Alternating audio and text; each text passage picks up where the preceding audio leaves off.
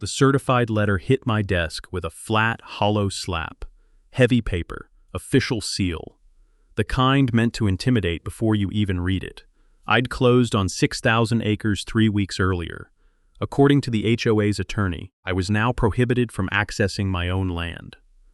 Community infrastructure protections, they called it.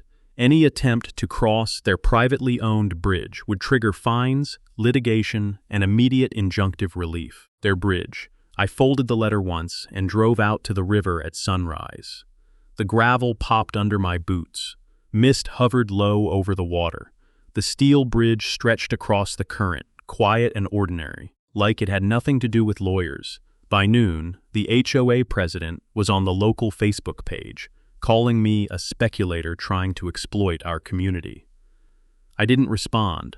I just stood there looking at the bridge. They sounded certain, confident, possessive. They didn't realize that bridge wasn't theirs to threaten. And holding that letter in my hands, I started thinking about how this all began and why I bought that land in the first place. I'm not a developer. Never have been. I'm 46, former civil engineer. Spent 20 years reviewing site plans, drainage reports, bridge load ratings, most of it for other people's projects. I learned early that the real money isn't in speculation. It's in dirt, timber, water, things you can stand on. I grew up working class. My dad poured concrete for a living. He used to tell me, land remembers who respects it. He meant you don't rush it, you don't strip it, you steward it. That 6,000 acres wasn't a flip. It was timber management, conservation easements, and eventually a family trust. Long-term.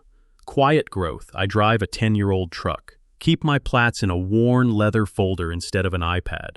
Before closing, I ran full title searches, survey overlays, and pulled historical plats going back 40 years. I walked boundary lines myself, twice, and I insisted on reviewing every recorded access instrument personally.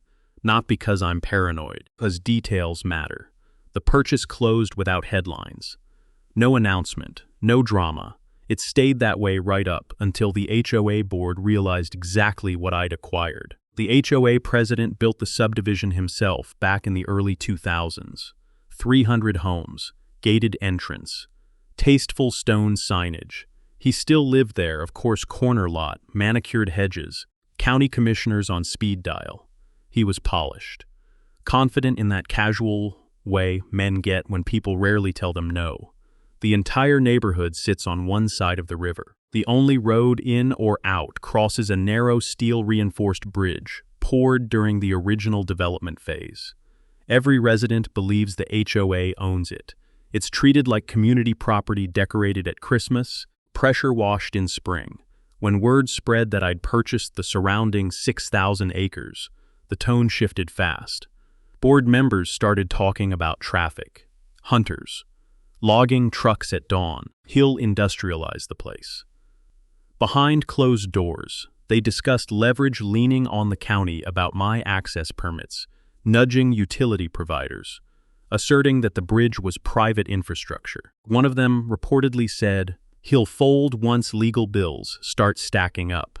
They were used to deference, and within 30 days of my closing, they made their first formal move. The first filing was an injunction request claiming I had no lawful right to access my acreage by crossing what they described as privately controlled community infrastructure. A week later, complaint landed with county zoning questioning my intended land use. Then came a formal notice from the HOA restricting non-member commercial usage of the bridge. Commercial. I hadn't cut a single tree. Utilities suddenly needed clarification before extending service. An access dispute, they said, even the recorded easement width unchallenged for 2 decades, was now under review by a county official who happened to share golf photos with the HOA president. Pressure doesn't always shout. Sometimes it just tightens. Permits stalled. Contractors hesitated. Every delay cost me money. I didn't post online.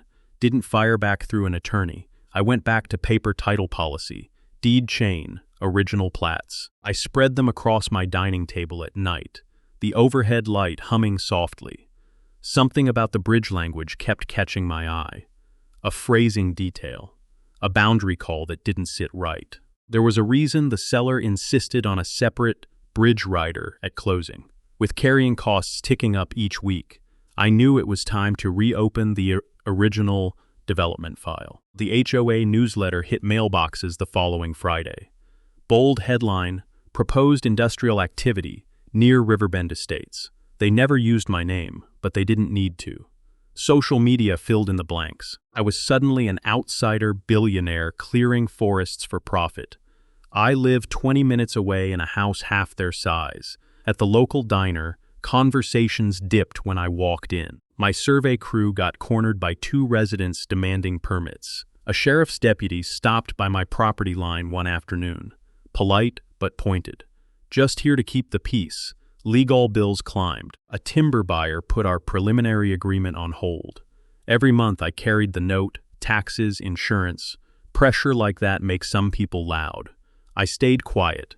One night, long after dark, I spread the full plat map across my dining table, again. The paper smelled faintly of dust and ink. My finger followed the meets and bounds description, where it crossed the river. The boundary didn't stop at the water. It ran straight through the bridge structure footprint. That wasn't interpretation. That was geometry. Still, geometry isn't proof in a courtroom. So I called someone who would know for certain. I met the retired surveyor at his kitchen table. He still kept rolled plats in cardboard tubes by the wall. 25 years ago, he'd staked the original subdivision. He adjusted his glasses, studied my copies, then pulled his own archive map. They never carved the bridge parcel out, he said finally. It stayed with the parent tract. The parent tract, the 6,000 acres now in my name. In property law, a structure follows the land unless it's expressly conveyed. If you don't deed it separately, it doesn't magically transfer because people assume it did. We dug deeper. The HOA's recorded maintenance agreement mentioned inspection schedules, shared costs, usage rights, not ownership, not useeds.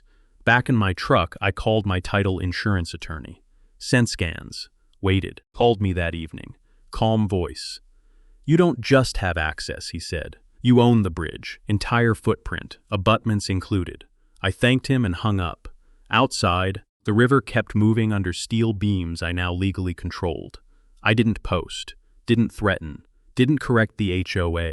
Instead, I let them keep building their case. One more step. They filed the lawsuit on Tuesday morning. Exclusive infrastructure control. That was the phrase. Along with a request for a temporary restraining order to stop my commercial interference with their bridge. In the courtroom, their attorney spoke smoothly, confidently, as if ownership were obvious. He referred to it as the HOA's bridge, at least 6 times. My attorney didn't argue emotion. He submitted certified copies of the original plat, the deed chain, the parent tract description. Clean. Methodical. He didn't introduce the full survey overlay we'd commissioned. Not yet. The judge listened, asked a few narrow questions, then scheduled an evidentiary review 30 days out. 30 days. Outside the courthouse, the HOA president avoided eye contact. He looked irritated, not worried. That was fine. While they prepared for a fight over access, I hired a structural engineering firm to inspect the bridge I legally owned. Load ratings, corrosion, deferred maintenance. If I was the titled owner, liability ran through me. 2 weeks later, the inspection report landed in my inbox, and it changed everything. The inspection report was blunt. Advanced corrosion along the lower steel beams. Hairline cracking near one abutment. Drainage failures accelerating rust from the inside out. It hadn't been maintained properly in years. If that bridge failed, the liability would land on its legal owner. Me, I didn't get angry. I got precise. My attorney drafted a formal notice to the HOA board. 60 days from receipt, continued access would require a signed indemnification agreement. All inspection, repair, and maintenance obligations would revert to the current daily users. Without that agreement, the bridge would close temporarily for safety remediation. No threats. Just risk management. The letter circulated fast. 300 homes depended on that single crossing. School buses, delivery trucks, Fire engines. Within 48 hours, the county confirmed what everyone already knew. Without the bridge, there was no compliant emergency access route. Suddenly, the tone shifted. Daemons flew. Emergency board sessions were scheduled.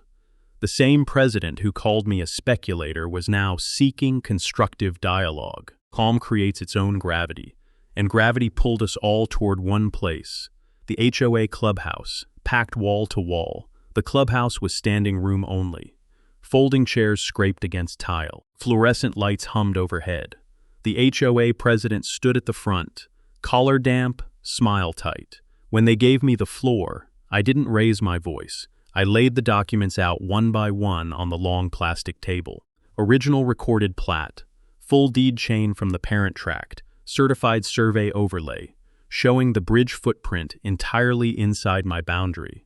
Then the structural report. You could feel the shift before anyone spoke. I explained, evenly, that I had never intended to block access. I wanted the same thing I'd wanted from the start: lawful, documented use of my own property, and clarity about responsibility. A few residents began flipping through copies. Whispers turned sharp. You told us the HOA owned it. Board members started talking over each other. Miscommunication. Legacy paperwork. Blame passed like a hot coal. I didn't interrupt, because what was unraveling now wasn't just reputational, it was legal, and it was expensive.